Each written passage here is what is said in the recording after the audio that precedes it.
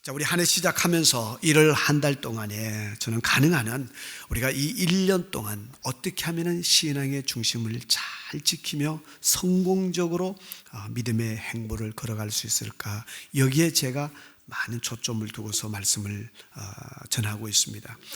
물론 여러분들이 매주 설교를 다 기억할 수도 없습니다. 또 기억하지 않아도 괜찮습니다. 그러나 특별히 말씀을 듣는 가운데 매번 그러지는 않더라도 한 번씩 하나님이 주시는 그런 챌린지, 도전이 있잖아요. 말씀을 들으면서 이 한 해 동안에 이 부분을 내가 한번 바꿔봐야 되겠구나. 다윗이 아들의 쿠데타를 피해서 도망을 가는 여정 중에도 그는 군대를 찾지 않고 그가 간절히 사모했던 것은 그 메마른 광야에서 물이 아니라 하나님의 말씀이고 하나님의 임재하심을 찾았던 그 모습을 보면서 하나님, 나도 이 한 해 동안에 어떤 상황 가운데서도 제가 하나님을 먼저 찾겠습니다. 이러한 어떤 간단한 것이지만은 우리 삶에 뼈저리게 파고 들어오는 그런 것들이 있으면은 우리의 신앙이 확실히 성장합니다. 성숙하게 되어지는 것입니다. 오늘도 우리가 그런 관점에서 말씀을 제가 나누도록 그렇게 하겠습니다. 많은 경우에 우리 신앙인들이 저를 포함해서요, 어느 정도까지는 잘 성장하는 그런 상황입니다. 그런데 어느 순간부터는 너나 할 것 없이 신앙의 정체 현상을 경험합니다. 더 이상 어떤 더 높은 영역으로, 더 깊은 믿음의 영역으로 들어가지 않으려는, 혹은 들어가지 못하는 상황들을 만나게 되어집니다. 한계성이 보여지는 겁니다.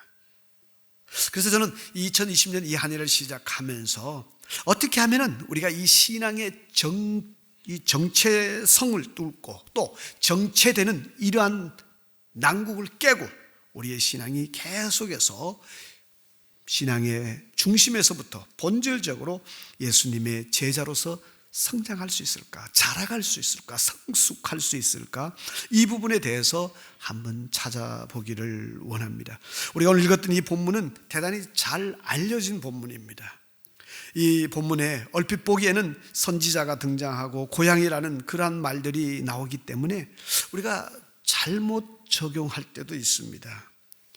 선지자가 고향에서 환영을 받지 못한다, 그런 말 때문에 우리가 흔히 목회자들이 자기의 모교에 가면은 별로 인정받지 못한다, 그런 식으로 적용하는, 그렇게 우리가 성경을, 이 본문을 보다가 보면은 이건 우리 일반 목회자가 아닌 일반 성도들에게는 별로 해당되지 않는 것처럼 그렇게 느낄 때도 있습니다. 그러나 실제로 오늘 이 본문을 우리가 정밀하게 꼼꼼하게 묵상하면은 우리 모두에게 주시는 공통적인, 어떻게 보면은 한 해 동안 우리가 신앙의 성장을 향해서 나가는데 결정적인 문제가 어떤 것들인지, 무엇이 우리를 잡고 있는지, 이 부분들을 찾을 수도 있습니다. 그래서 그 부분들을 뚫고 더 깊은 믿음의 영역을 향해서 나갈 수도 있다는 것입니다. 오늘 본문에서 우리가 그 벽이, 한계성이 무엇인지 이런 것들도 찾아보도록 하겠습니다. 이 본문을 보면 우리가 14절부터 읽었는데 14절 15절의 내용은 아주 긍정적인 내용입니다. 거기 보면은 예수께서 성령의 능력으로 갈릴리에 돌아가시니 그 소문이 사방에 퍼졌고 친히 그 여러 회당에서 가르치시며 무사람에게 칭송을 받으시더라. 그러니까 14절 15절에서 말씀하시는 내용은 예수님께서 갈릴리에서 말씀을 전했는데, 그랬을 때에 예수님에 대한 소문이 사방에 퍼졌고, 그리고 회당에서 가르치실 때에, 이 회당이라는 것은 오늘날의 교회당으로 생각하셔도 되고요, 이 당시 시대로 돌아가면 이 회당은 교회당이라는 그런 의미도 있지만은 나라를 빼앗겨 버렸던 이스라엘 백성들이, 성전이 다 파괴되어지고 난 다음에 다른 나라로 끌려갔던 이스라엘 백성들이 어떻게 하면 우리가 하나님 앞에 예배할 수 있겠는가, 그래서 그들이 타국의 포로로 끌려왔지만은 자기들이 떠나온 그 나라를 생각하며 그 땅을 향해서 건물을 지었었습니다. 그리고 거기 모여서 하나님을 예배하기 시작합니다. 그렇게 지어진 건물이 회당입니다. 물론 그 회당에서는 하나님을 예배하는 일만 있었던 것은 아닙니다. 그 회당은 우리 한국식으로 말하면 오늘날 새마을, 동네 새마을 회관처럼 그 주민들이, 그렇게 해외에 끌려와 살고 있었던 유대인들이 같이 모여서 아이들을 교육하기도 하고 또 공동체의 여러 가지 내용들을, 자기들이 풀어야 될 문제들을 의논하는 그런 장소, 어떻게 보면 한국의 그 새마을 회관, 동네 회관 같은 그런 역할을 감당하기도 했었습니다. 물론 안식일, 토요일에는 그곳에서 하나님 앞에 예배를 했습니다. 그 예배할 때에 제사를 드릴 수가 없잖아요. 제사장들도 없고 그리고 지성소도 없고, 그래서 그들은 제사를 드리는 대신에 그곳에 모이면은 오늘날 우리처럼 성경을 읽었었습니다. 성경에 모세오경, 그 다음에 또 시가서, 다시 말하면 선지서, 이사야서, 뭐 이런 부분들, 예레미야서, 이런 부분들을 읽기도 했었습니다. 그런데 그런 곳으로서 회당이 쓰여졌는데 그 회당에 가셔서 예수님이 말씀을 가르치셨습니다. 그랬을 때 오늘 14절 15절을 보면은 갈릴리에서는 사람들이 예수님을 칭찬을 했습니다. 칭송을 했다라고 나옵니다. 그렇게 하다가 16절 이후에 가면은 다른 지역이 하나 등장합니다. 나사렛이라는 지역이 나오는데 여기에 가면은 상황이 완전히 반전되어집니다. 나사렛은 우리식으로, 오늘날식으로 이야기하면은 약간 해발 고도가 거의 한 370m 정도 되는, 어떻게 보면은 어떤 사람은 이렇게 설명합니다. 나사렛이라는 동네를 컵을 뒤집어 놓은 것 같이 볼록하게 솟아와 있는, 지금도 마찬가지예요. 여행을 해보면은 그 볼록하게 솟아온 곳, 거기에 사람들이 살았다라는 겁니다. 그러다 보니까 이 볼록하게 솟아온 곳에서 옆으로 가면은 낭떠러지 절벽이 있었습니다. 그래서 오늘 본문에 보면은 이 나사렛이라는 곳, 불과 갈릴리라고 본문에 번역되어진, 사실 나사렛은 갈릴리의 산간 지역이었지만은 흔히 이 오늘 본문처럼 갈릴리와 나사렛을 구별하기 시작하면은 이 갈릴리는 바로 갈릴리 호수 그 지역을 이야기합니다. 다른 말로 하면 가버나움 지역이라고 이야기하죠. 아예 호수가 있는 그곳에서부터 나사렛까지, 여기까지 거리는 대략 한 60km, 40마일 조금 넘습니다. 그 정도 거리인데 거리는 그렇게 멀지 않았죠. 그렇지만 분위기는 완전히 정반대였었습니다. 그 호수가 있는 저지대, 갈릴리 지대, 그쪽에서는 예수님에 대해서 상당히, 이 가버나움 지역에서는 칭송을 했던 반면에 예수님이 태어나고 자랐던 이 나사렛이라는 동네에 왔을 때는 아예 예수님을 잡아 죽이려고 하는 그러한 내용이 본문에 소개되어지고 있습니다. 심지어 이 본문 끝부분에 가면 예수님을 그 낭떠러지에서부터 밀어서 죽이려는 그런 시도까지 하게 되어집니다. 그만큼 분위기가 안 좋아졌습니다. 무엇 때문에 이렇게 되어졌을까? 갈릴리라는 곳, 그 갈릴리 호수 있는 그쪽 가버나움 쪽에서는 예수님에 대해서 이런 긍정적인 마음들을, 예수님을 받아들이고 막 이렇게 칭송까지 했는데, 정작 예수님이 태어났던, 자랐던 이 나사렛이라는 동네에서는 이렇게 예수님을 배척하고 거부하는가? 그 중간에 큰 한계성이 있습니다.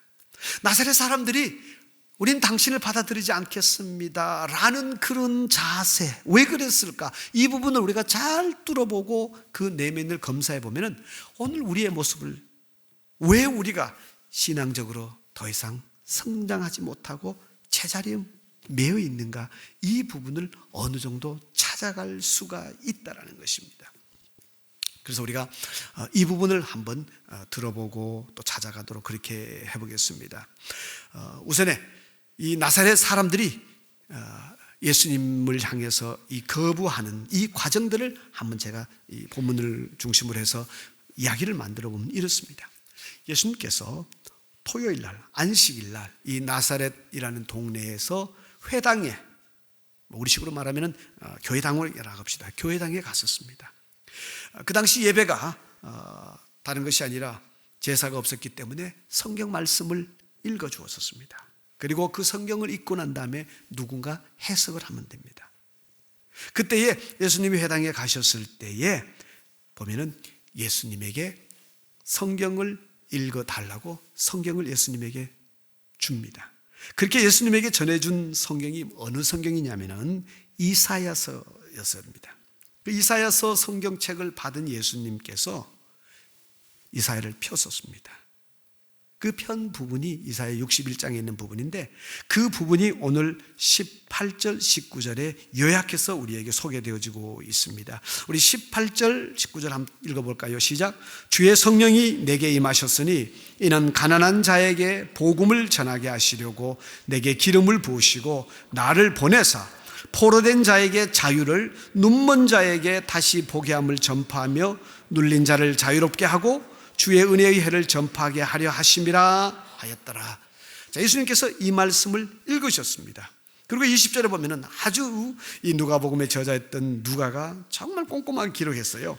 책을 이제 읽고 난 다음에 책을 덮어서 그 책을 관리하는, 그 당시에는 우리처럼 오늘날처럼 이렇게 인쇄술이 없었기 때문에 누구나 다 책을 가질 수도 없었고 책은 엄청난 보물이었었습니다. 그래서 책을 덮고 난 다음에 더군다나 하나님의 말씀이었는데 그 말씀을 관리하고 있는 사람에게 넘겨주시고 그리고 그 말씀에 대해서 해석을 하기 시작합니다. 이 말씀의 내용을 이스라엘 백성들이 들었을 때에 예수님이 특별히 이 말씀을 읽어주셨을 때에 그 회당에 모였던 사람들은 대단히 익사이팅했었습니다. 흥분되었었습니다. 왜냐하면 이 말씀만큼 자기들이 좋아하는 말씀도 드물었었습니다. 여러분 생각해 보세요. 평생을 육체적인 질병으로 어려움을 겪는 사람이 가장 좋아하는 말씀이 어디겠어요? 성경 가운데서 질병과 관계된 질병의 나음에 대해서 기록한 말씀입니다. 경제적으로 어려움을 가지고 있는 사람에게 있어서 가장 흥미로운 본문은 이 경제적인 어려움에서부터 풀어나갈 수 있는 그러한 말씀에 대한 내용입니다. 이스라엘 백성들도 마찬가지였었습니다. 예수님이 읽어주셨던 그 이사야서의 내용은 이스라엘 백성들에게는 되게 매력적인 말씀이셨습니다. 왜냐하면 그 말씀의 내용을 보니까 이렇게 쓰고 있잖아요. 하나님께서 내게 기름을 부으시고, 기름을 붓다라는 말, 이 기름을 붓는다는 이 마샤라는 단어는 동사인데 여기서부터 나온 명사가 메시아입니다. 기름 부음을 받은 사람, 바로 메시아입니다. 하나님께서 이제 메시아를 보내셔 가지고 하실 일이 있는데 그게 뭐냐면은 포로된 자에게 자유를, 눈먼 자에게 다시 보게 함을, 눌린 자를 자유롭게 하고, 여기에 벌써 연거푸 쓰여진 단어가 자유라는 단어입니다. 억눌린 자, 포로된 자, 그런 사람들에게 자유를 주시겠다라고 말씀했습니다. 이 당시 이 설교를 들었던, 이 말씀을 들었던 그 회당에 모인 사람들, 그들은 로마 식민지의 통치를 받고 있었습니다. 눌리고 사는 사람들이었어요. 일제시대 때 조선 백성들이 가장 원했던 것이 뭐예요? 어쨌든 나라 독립에 대한 이야기였었습니다. 여러분, 우리가 일본에 강점기에 있었을 때에 그때 많은 목회자들이 좋아했던 말씀이 시편에 이스라엘 백성들이 타국에 끌려가서 좋아했던 그런 말씀들이었었습니다. 눈물로 씨를 뿌리는 자, 웃음으로 거두리라. 이러한 말씀들, 그들의 고통이 우리 선배 신앙인들의 고통으로 그렇게 다가왔었습니다. 환경이 그랬으니까. 이 말씀을 들었던 사람들도 마찬가지입니다. 지금 우리가 이 로마의 식민지 여 밑에 이렇게 굴복되고 꼼짝도 우리나라를 자유롭게 통치하지도 못하는 주권을 상실한 그런 식민지 국가인데 빨리 이 정치적인 것을 해결하고 자유국가가 되어져야 되는데 그런 나라를, 그런 시대를, 그런 나라를 소망하고 있는데 지금 예수님께서 그 본문을 읽어주신 것입니다. 그러니까 대단히 기뻤었습니다. 그리고 난 다음에 예수님께서 그 본문에 대해서 해석을 합니다. 뭐라고 해석을 해주시느냐면 지금 여러분이 들었던 그 말씀, 지금 내가 읽어주었던 그 말씀이 오늘 여러분 눈앞에서 이루어지고 있습니다. 다른 말로 하면 뭐예요? 지금 여러분의 눈앞에서 우리나라가 자유롭게 되어지고 경제적인 어려움에서부터 육체의 질병에서부터 지금 노임을 받고 있습니다. 그런 식으로 말씀을 듣던 사람들은 해석을 했었습니다. 받아들였었습니다. 지금까지 분위기가 상당히 좋았어요. 이사야서에 있는 말씀을 예수님께서 읽어주시면서 사람들에게 상당히 용기 있는 이야기를 해주셨습니다. 이사야 선지자가 이야기했던 것처럼 메시아가 오면은 이 잃어버린 주권을 회복하고 경제적으로 짱짱하고 육체적으로 건강한 그러한 길을 열어주시겠다. 그 쉽게 말하면은 메시아가 오시기만 하면은 모든 것이 다 끝이다. 이 모든 골치 아픈 시대가 끝이 나고 다 풀어질 것이다. 이러한 본문, 그래서 이 본문을 좋아했는데 그 본문을 예수님께서 읽어주셨습니다. 마음이 편안했었습니다. 근데 그 읽어주시고 난 다음에 하시는 말씀이, 그 말씀이 지금 여러분 눈앞에서 바로 나를 통해서 이루어지고 있습니다. 아니, 메시아를 통해서 이런 일을 한다고 그러는데 예수님이 자기를 통해서, 다시 말하면 자신이 메시아라고 이야기를 하는 것입니다. 그 이야기를 들었던 이 나사렛 회당에 모인 사람들이 마음속에 생각이 바뀌기 시작합니다. 시험이 들기 시작합니다. 그러면서 더 이상 말씀을 받아들이지 못합니다. 한계점에 도달한 거죠. 여러분, 우리도 이런 경우들이 털어 있을 수 있습니다. 말씀을 듣다가, 설교를 듣다가, 목장 모임에서 간증들을 나누다가 어느 순간 되면은 딱 차단하고 더 이상 받아들이지 않는, 저거는 뭐 목사님 자기가 하고 싶은 말이니까 하는 거지 뭐 우리하고는 관계없는 말이다. 또 자르고, 이거는 뭐 우리 장로님들이 뭐 자기들 위해서 하는 말이지, 권사님들이 자기들 편을 위해서 하는 말이지, 나름대로 다 이렇게 하면서 더 이상 받아들이기를 거부할 때가 있습니다.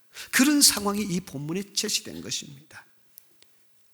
왜 이스라엘 백성들, 특별히 오늘 본문에 등장하는 이 나사렛, 예수님이 태어나고 자랐던 이 동네 사람들, 이 사람들이 왜 이런 한계점에 도달하게 되었느냐? 예수님의 출생은 물론 남쪽의 베들레헴에서 출생하셨지만 성장은 이 나사렛이라는 동네에서 성장을 하셨습니다. 그런데 왜 이 동네 사람들에게서부터 예수님이 어떻게 보면 배척되고 있는가? 그 부분들을 한번 생각해 보면 제일 먼저 우리가 내릴 수 있는 것은요, 이 사람들이 육체만 보았기 때문이었습니다. 예수님께서 지금 여러분들이 들고 있는 이 이사야서의 이 놀라운 말씀, 여러분들이 학수고대하는 메시아 시대, 그 시대가 지금 나를 통해서 이루어지고 있습니다. 이 말씀을 예수님이 막 하시니까, 해석을 그렇게 하시니까 거기에 있던 사람들이 Hey man, what are you talking about? 당신 지금 무슨 소리 아니냐? 당신은 요셉의 아들이 아니냐? 22절에 그렇게 하죠. 이 사람이 요셉의 아들이 아니냐? 당신이 어떻게 메시아가 되느냐? 당신은 요셉의 아들이다. 우리가 당신이 어렸을 적부터 봤고, 너만 아는 것이 아니라 너희 아버지도 알고 있고 너희 어머니도 알고 있고 너희 친척들도 우리가 다 알고 있는데 네가 무슨 메시아냐? 외형적인 것들, 그것만 보았기 때문에 거기에 걸리고 말았습니다. 그 담을 넘어가지를 못한 것입니다. 아마 우리 시대로 표현한다면 예수님 향해서 그런 말씀을 했을 것 같아요. 야, 너가 메시아면은 나는 야 메시아 형님이다. 야, 네가 메시아면 난 메시아 할아비다. 그런 식으로 막 공격하는 그 모습이 여기서 보여지는 것입니다.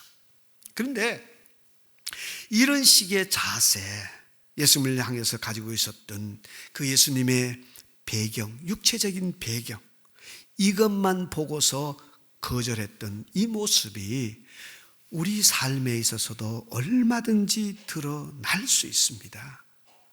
우리가 외형적인 것들 때문에 거절해버린 그런 경우들 얼마든지 있을 수 있습니다. 요셉의 아들이기 때문에 당신은 절대로 메시아가 될 수 없다.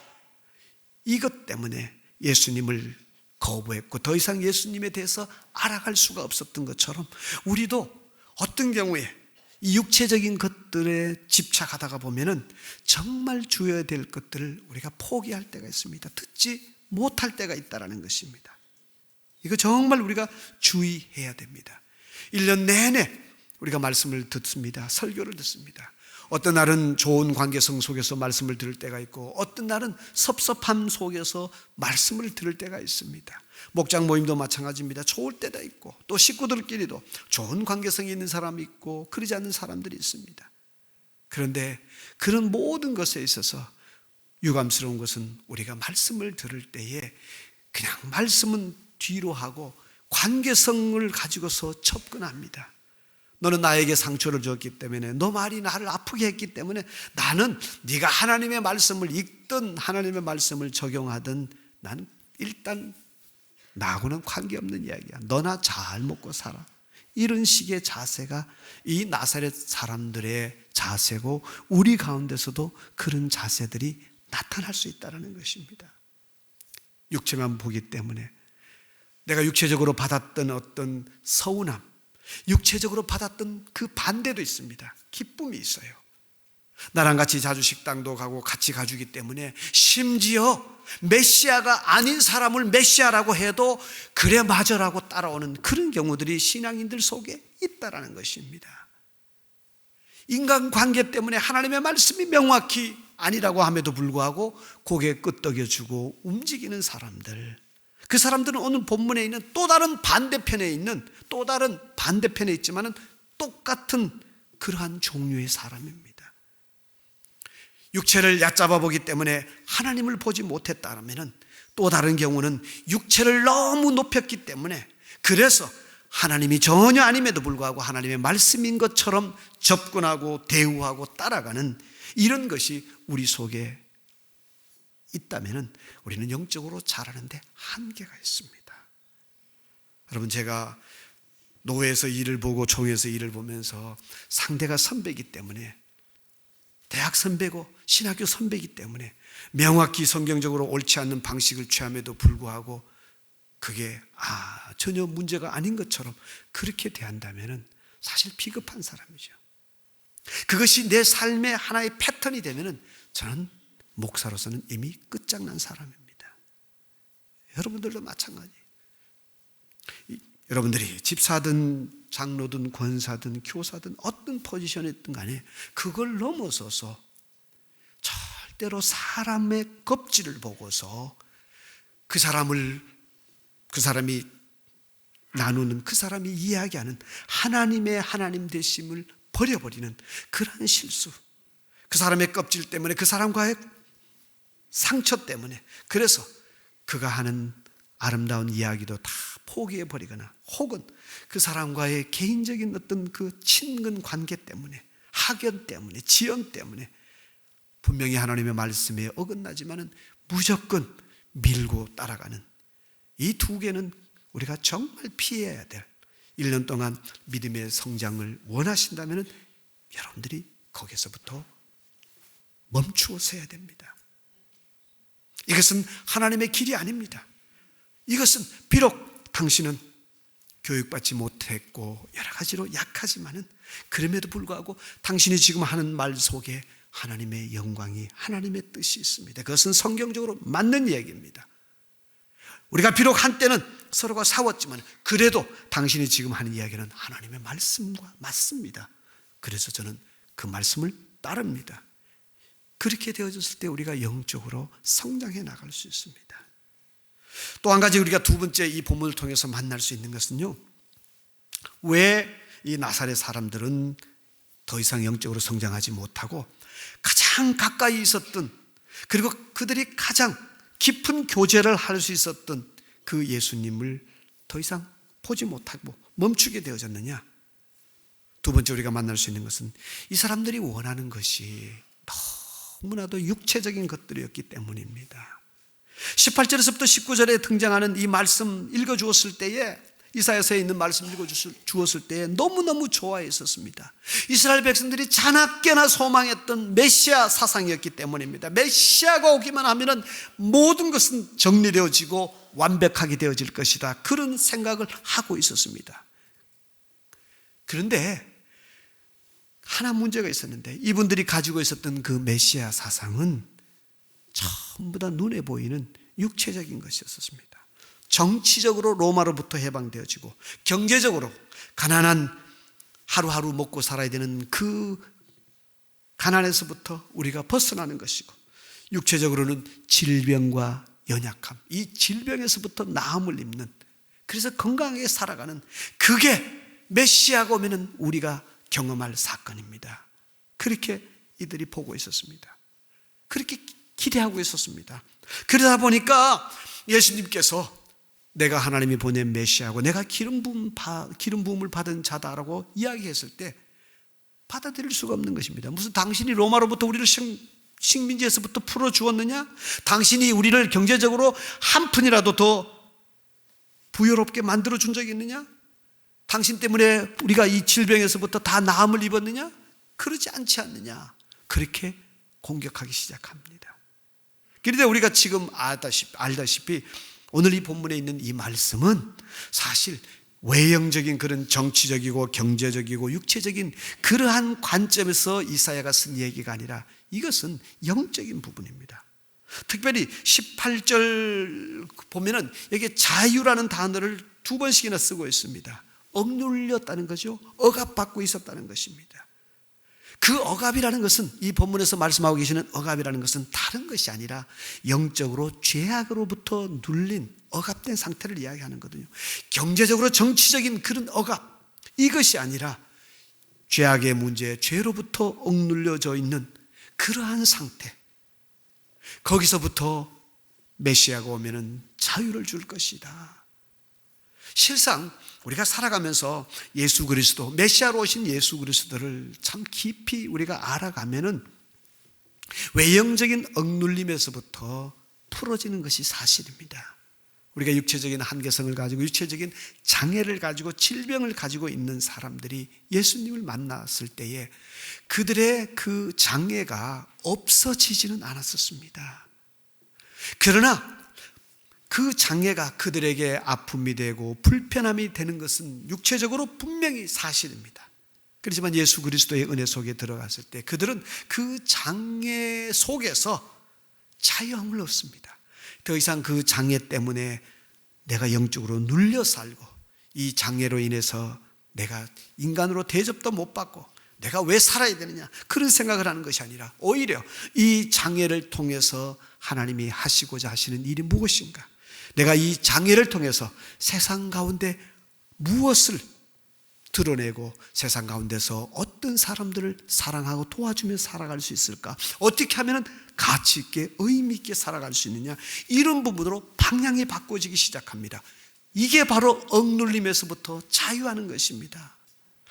그러면 경제적인 부유함을 가진 경우에 기록들을 보면은요, 정말 우리가 1년에 5만 불 인컴이 있다가 50만 불 인컴이 있다가 5 밀리언 인컴이 되어지면 그러면 이제 자유함을 얻었다라고 생각하십니까? 아니에요. 그 숫자가 아무리 늘어도 그들의 마음을 잡고 있는 것은 계속해서 어떤 물질적인 그 마음을 끊지를 못하는 것입니다. 그 물질을 하나님의 나라를 위하여, 또한 같은 동료 사람들의 아름다운 삶을 위하여 과감하게 사용하지 못하는 것들을 볼 때가 너무 많습니다. 다른 말로 하면은 돈에서부터 자유하게 만드는 것은 돈이 아니더라는 것입니다. 더 쉽게 이야기하면요, 정치 권력에서부터 자유함을 주는 것은 더 큰 정치 권력이 아니더라는 것입니다. 권력을 잡아보니까 헤롯 대왕을 보니까 최고 권력자가 되었었습니다. 국토도 없는 그런 나라에 너가 가서 왕노릇해, 로마에서 세워주었었습니다. 그런데 이 모사꾼이 마침내 왕이 됩니다. 진짜 자기의 국토도 찾고 백성들도 생기고 왕이 되었었습니다. 최고 권력자가 되었었습니다. 그럼 거기를 만족했느냐? 아니에요. 최고 권력자가 되고 난 다음에도 항상 두려워하고 경계하고, 그래서 자기 아들들을 전부 다 역적 모의를 뒤집어 씌워서 자기 아들들을 다 죽였죠.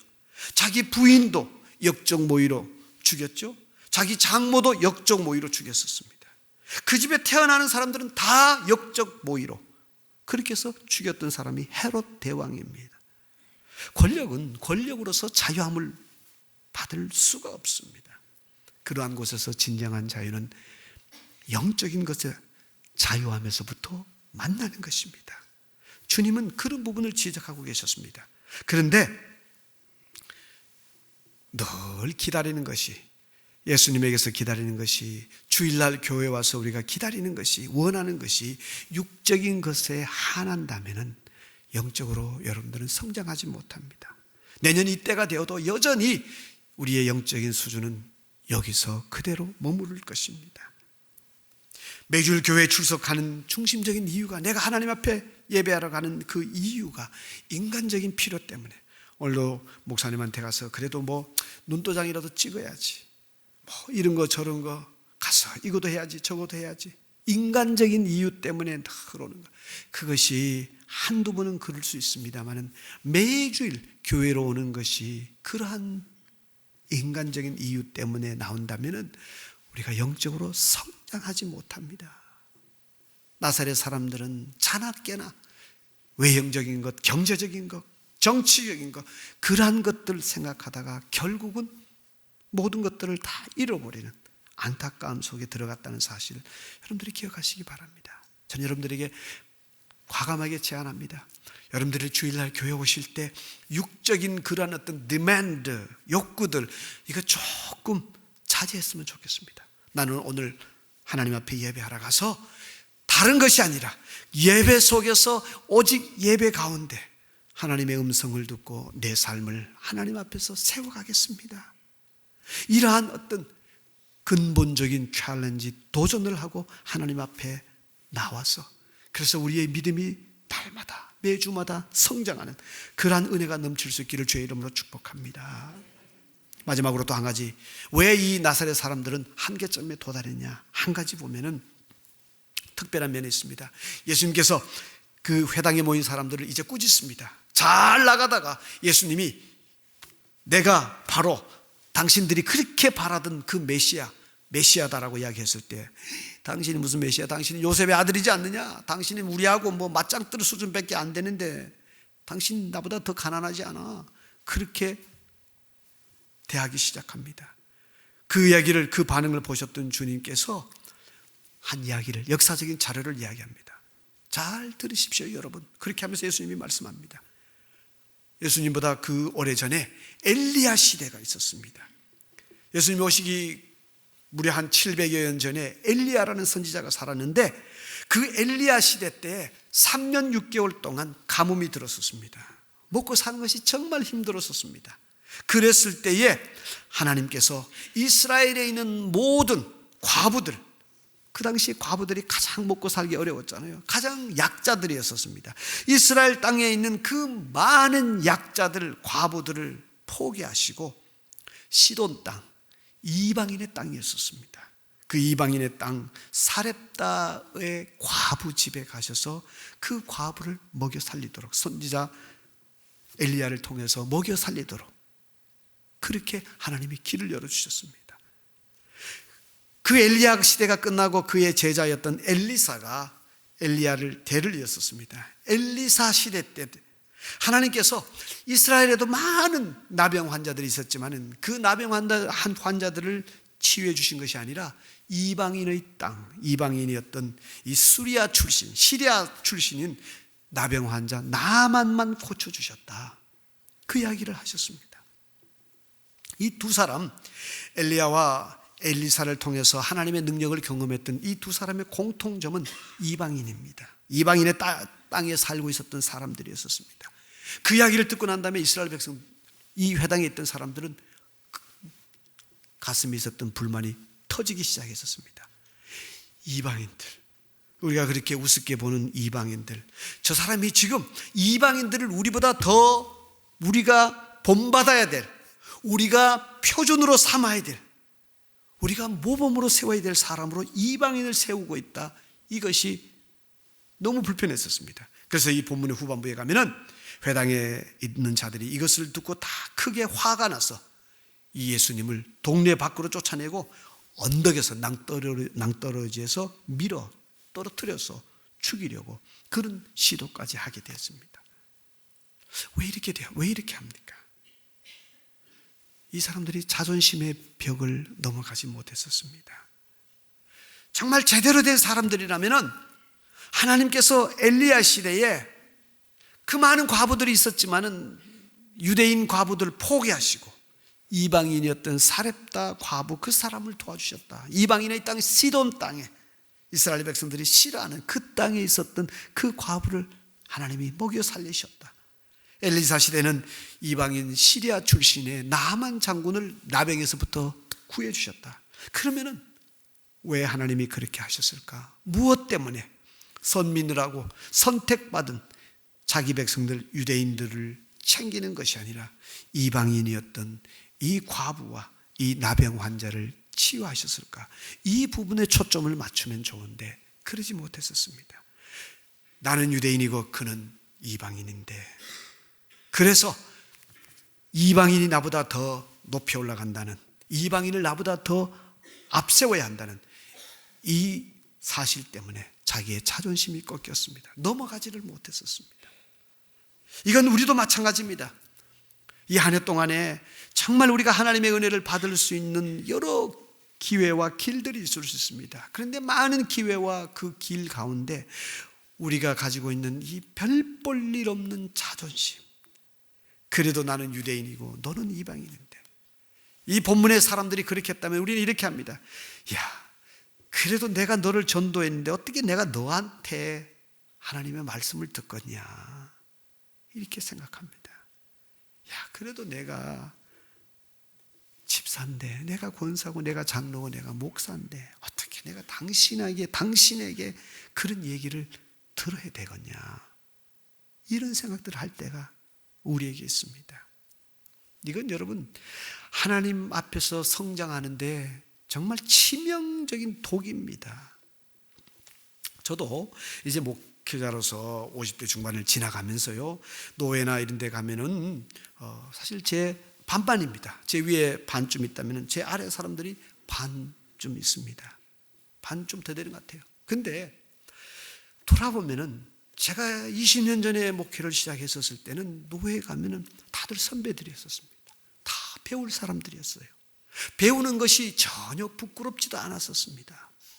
목사님, 이럴 때는 어떻게 하죠? 뭐 이렇게 조언을 구하기도 하고요, 쉬웠었습니다.